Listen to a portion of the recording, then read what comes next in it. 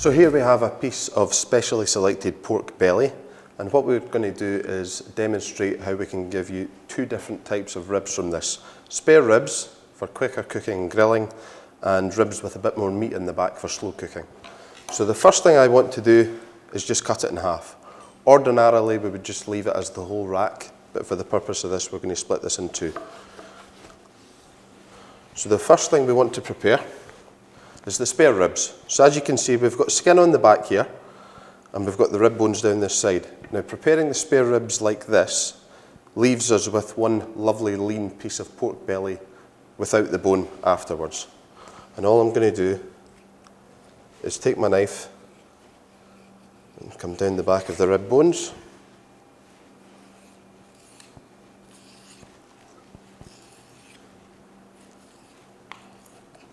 Taking time to not slash into any meat.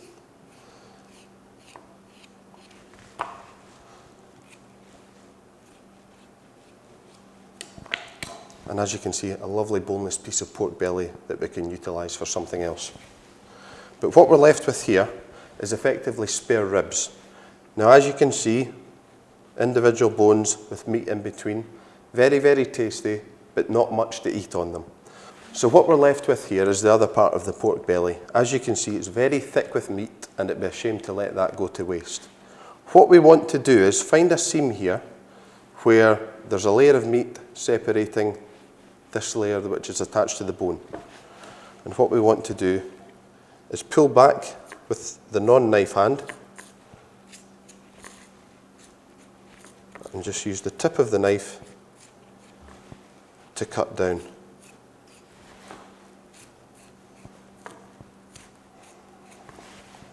As with any seam cutting, taking care not to slash into any meat.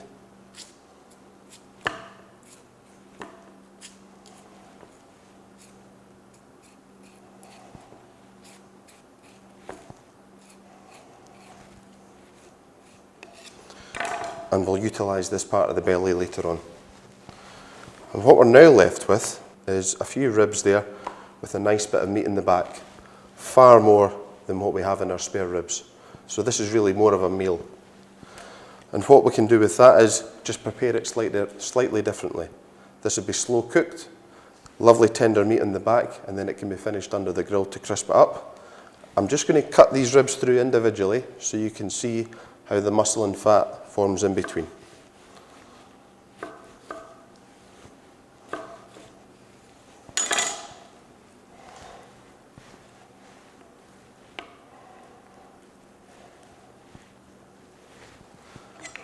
Now we're going to do the same with the spare ribs, which has a lot less meat on it, but can still be very, very tasty.